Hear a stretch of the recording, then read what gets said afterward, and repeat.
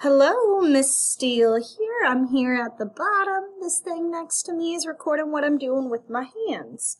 So, what we're going to be working on today is we're going to be working on a little rabbit. And it's going to have real texture, which means texture you can feel, as well as implied texture, which means that it's flat, but it looks like it has texture. We do that by using our art skills in different ways, and we can create implied texture.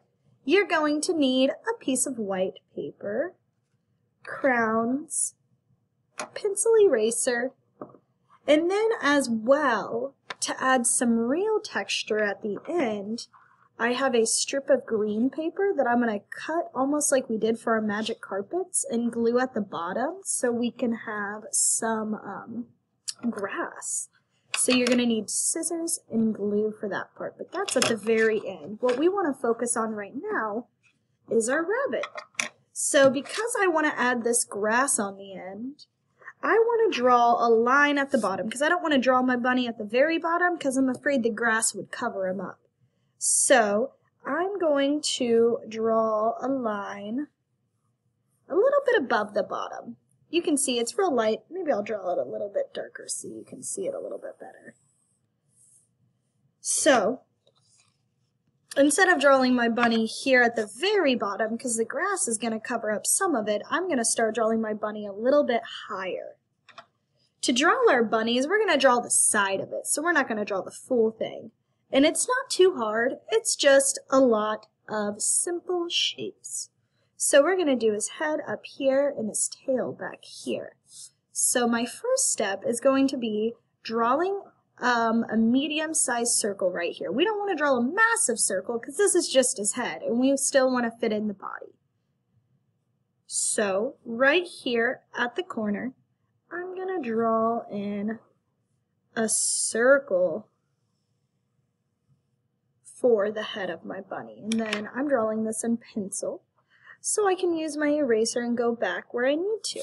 So we have one circle on our line.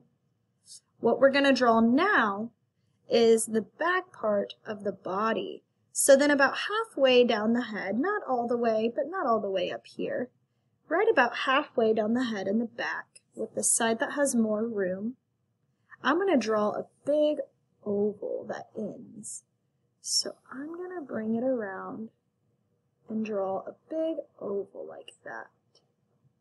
And I can do it right here too if I want to. Right here in the back, I'm going to draw a tail, so it's going to be a smaller circle. So now we have our head, our body, and our tail. What else we need to add in is our bunny's ear. Now we're going to start adding in some details. So we're going to add in a big ear for our bunny.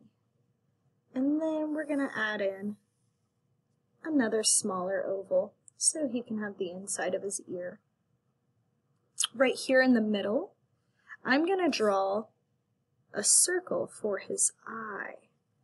And this isn't too small. It's about a normal sized circle. We're looking at the bunny from the side, not from the front.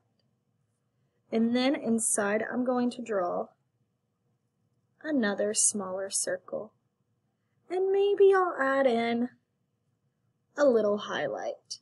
Right here, towards the bottom of his face, I'm going to draw in a triangle, but I'm not going to make it super pointy and sharp on the edges. I'm going to make it a little bit curved on the edges, like this. So then now we have, and I'm going to erase that line on the inside because we don't need it. Then now we have our bunny's nose, his eyes, his ears.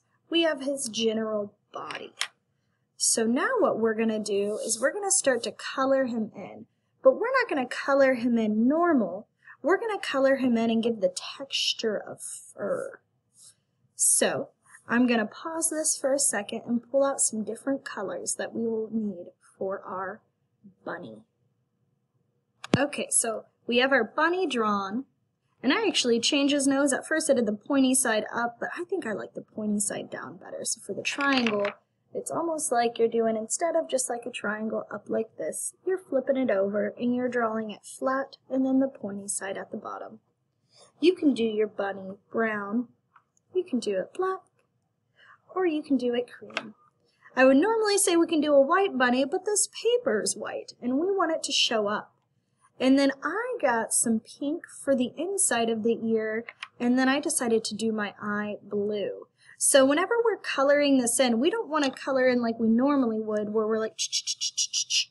Instead, I want them to make it look fuzzy. That's what we're talking about, is texture and implying texture, which we can do with our awesome art skills. So I'm going to color in his eye and his ear normal real quick, and his nose. And then I'll be back and we can color in the rest of our bunny using implied texture. So now we have our eyes, our ears, and our nose colored in. I think instead of doing my bunny in black or cream, I'm going to do my bunny in brown.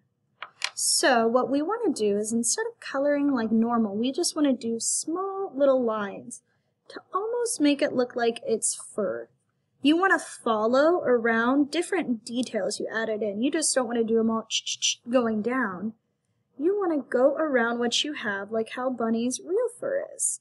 And then I'm coloring in using tiny little lines. First I started around the eyeball, and now I'm just working my way out, adding in tiny little lines, and that's what's going to make him almost look like he's furry. Instead of just coloring it in normal, by doing this, it almost makes him look like the bunny is fuzzy. We're implying all these hairs. And we're doing that by making these tiny lines. So I'm going around and I am adding in all of these lines for the bunny's hairs. So I'm going to go through, and I started on the face, and I'm going around and I'm adding in little lines using my crown.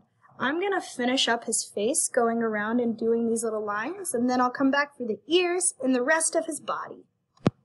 Alright, so we finished our face, and like I said, I went around the eye, so now we're going to do the same thing for the ear. And I'm going to start, just broke my crown. I'm going to start my lines going around the ear, because that's a detail, and whenever we're talking about fur, it doesn't just grow in like any sort of way. It follows around the different details animals have. So now, if you see, I'm just adding in tiny little lines around my ear. And it's okay if they go off the edge a little bit, a little crazy, just like fur normally does. And I'm going to go through and add it all around the ear, kind of following the same pattern. If you see, I like to turn my paper while I'm doing it. Instead of having to like turn my body or turn my hand, I can just turn my paper and stay in the same spot. It's a lot quicker that way.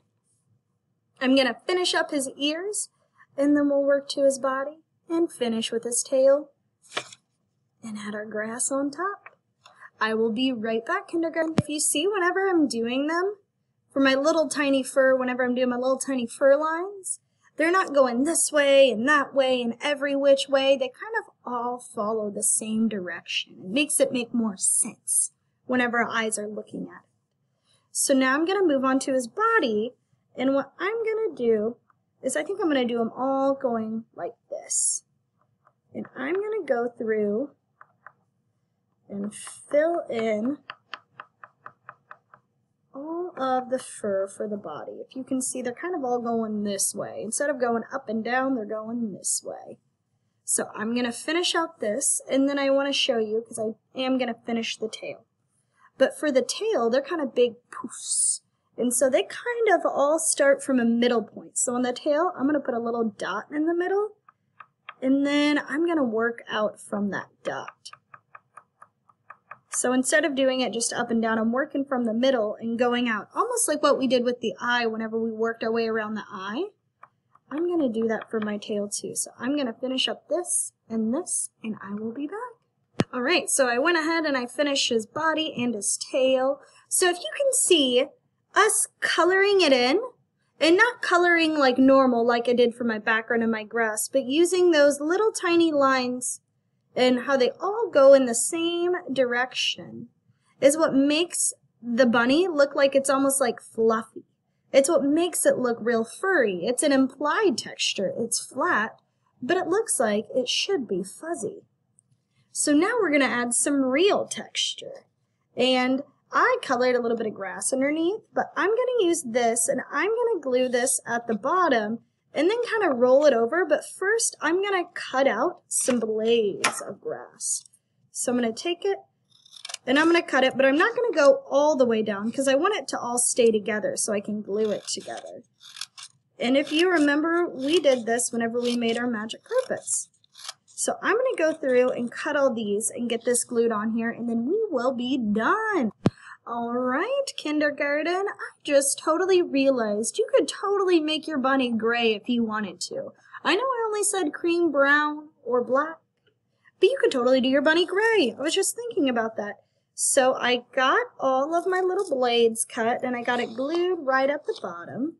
And so now this is like real texture that you can actually feel to look like grass, whereas this is implied texture that's just drawn to look like grass. I'm going to hold it up here at the bottom so you guys can see me holding it. Here it is right here. I'm excited to see how your guys' work comes out. I hope you have a wonderful rest of your morning, your evening, your afternoon, whenever you're watching this, and I will see you guys all next time.